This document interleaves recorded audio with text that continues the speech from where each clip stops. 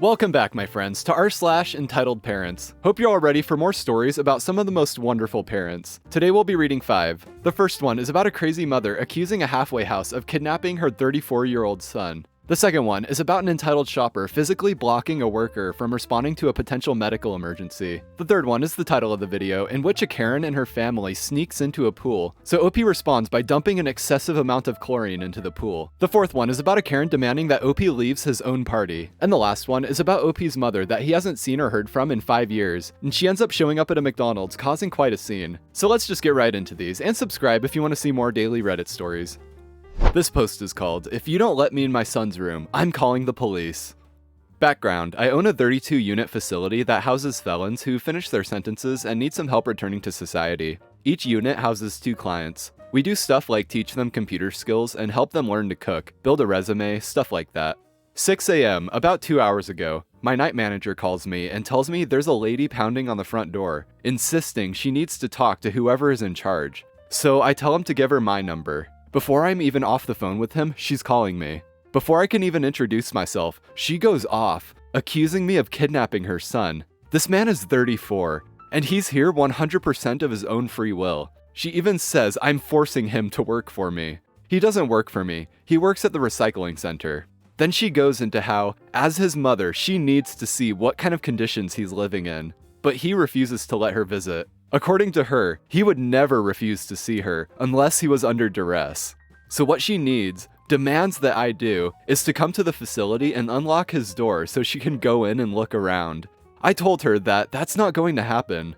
I'm not letting her into someone else's home. She is not a resident here. Her son is not the only person who lives in that space, and I would need permission from both her son and his roommate to let her in. She has no right to be here. Now please, get off of our property or we will have you trespassed. This caused her to shriek, "How dare you!" into the phone, and tell me that if she isn't led into the room within 10 minutes, she was going to call the cops and have me charged with kidnapping. I tell her go ahead, and I hang up. I wasn't at the facility, but from the security cam footage, it appears that when the cops that she called showed up, and she explained the situation to them, her son came to the front door and told the cops that he didn't want to see her, and that we didn't kidnap him. She went into a rage and attacked her son, but he didn't get hurt. He just backed up and slammed the door. The cops took her away. I don't know what's gonna happen to her, but damn, he did not have a great start in life. Yeah, I'd say. He really must have not had a great start in life after being raised by a creature like that. And she was definitely in some kind of denial too, because her son obviously did not want to see her. But no, she was convinced that he was under duress. This post is called, "Entitled Parents Stop Me from Attending a First Aid Call at Work because they wanted their shopping scanned." Basically, I was in the middle of serving a man and woman and their bratty kid, entitled mom and entitled dad, when our customer service worker made the announcement that she needed a first aider to attend the front of the store. And that was my job, as I was the only first aider in the store, as far as I knew. Luckily, there was someone else who was trained. I called over my supervisor, and she gave me the go-ahead to leave and attend the call, and she would take me off my till and continue scanning the shopping. The entitled dad then decided to block me in behind my till with his trolley, and basically said the following: "We've been waiting here for ages in this queue, and our son is exhausted. You're gonna finish this shop before you go for your break or whatever." I explained that I was needed at a first aid call, but he wouldn't budge, and I wasn't allowed to barge past. My supervisor was demanding that I get let out, and every time they refused to let me go, saying we could have finished it by now if we weren't effing around. Eventually, I gave up and just scanned through all their stuff as fast as I could, with little care, and then ran to the front of the store. Luckily, my colleague had attended the call, and it was nothing serious, but man, imagine if someone had smashed their head on the floor. This dude actually held this guy hostage and prevented him from responding to a possibly serious medical emergency. If that's not entitled, I don't know what is. And since they have the right to refuse service to anyone, I really feel like this is one of those situations where they should have just told him to screw off. And this one's called, "F you, Karen." Ladies and gents, I have a banger for you guys. This story is not only some really awesome petty revenge, but also a cool life lesson. Backstory: my parents are rich, but don't worry, I'm not one of those spoiled rich kid types. We live in Arizona, near the border with California. We just got out of lockdown and life is adjusting back to normal. This is a mostly white and Hispanic community, and other races aren't really as common here, so we do our best to be hospitable to them. Also, there is a court case on this, so I'm not using real names because of some law. Onto the story. An African American couple moved in a few months back, and they're really nice. They always helped out in the community, and were all around nice people. They also threw really nice pool parties for everyone in the neighborhood. We had this thing where every 2 weeks or so, we'd all get together for a party. They had a really nice yard, so everyone looked forward to their turn. The husband traveled for work quite often, and his wife always wanted to go with, so they needed someone to watch their house while they were gone. They knew me, and I was trying to save up for a car. My parents offered to buy me one, but I wanted to earn it myself. This was how the next few months passed. Enter the entitled family.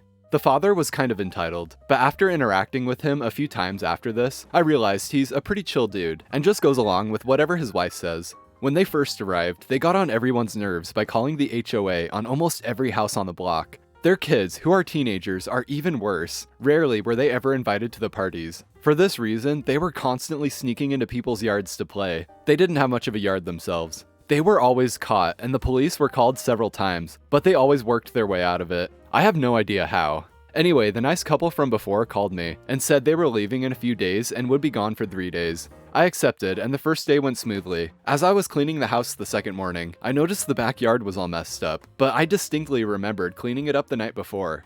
I checked the security cameras, and it turns out the couple and their kids went into the yard after I went to bed. I don't think they knew I was there. The nice couple would be gone for another day, so I had the great idea to dump an excessive amount of chlorine in the water. For those of you who don't know, pool chlorine is a toxic chemical used to treat pools with algae. The effects don't last very long, but it gets the job done. I assumed the entitled mom and company would return that day, and if they didn't, the chlorine would be gone by the time the nice couple would get back, so no harm done. I was right. Around 2 in the afternoon, I see the parents boosting their kids over the gate, then climbing over themselves.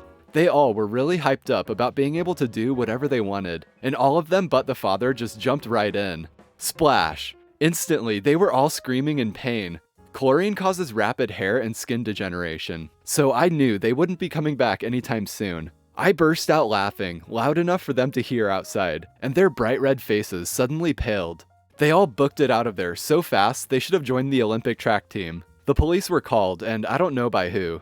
They arrived a little after the nice couple got back. The couple asked why I was laughing, and I showed them the security footage and told them what I'd done. Pretty soon, they were laughing right along with me. The police arrived at the house, and I repeated the process. They don't laugh, but have a hard time holding it in. They go over to the house and question the entitled family. They lie their butts off, even though the cops can see the chlorine effects all over them. They ask if the nice couple wants to press charges, and the guy grins and says, "Absolutely." There is more to the story, like the court case, but I can't legally publish it until the case is over and becomes public record. Let me know if you want to hear about that, and hopefully you learned something too. Peace. I for one would definitely be interested to see how that court case turned out. I'd like to see them show up to court trying to lie their way out of this, but with chlorine burns all over their body. And not to mention, the security footage is probably all they'd need to make the case be over with. And this one's titled, Karen Wants to Make Me Leave My Own Party. Some context here, I was in the army for 5 years and was near an IED when it exploded and have some scars on my arms and legs. This took place 2 years ago and we had a semi-big 4th of July party. It was hot out and I had shorts and a tank top on. Some scars were visible, but most were fixed with surgery. The main one was on my arm, running from my shoulder to my elbow. A kid asked me why I had it and I just said I got hurt. He just walked away to his mom and dad.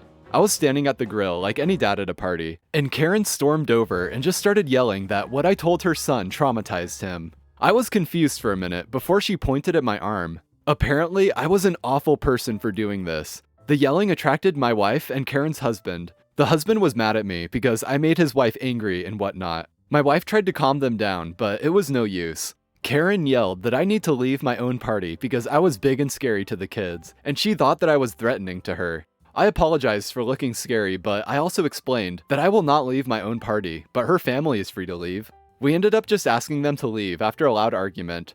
The worst part is that I burned the burgers. This one's titled, My Mother Who I Thought Was Dead Turns Out to Be Harassing My Friends in a McDonald's After 5 Years.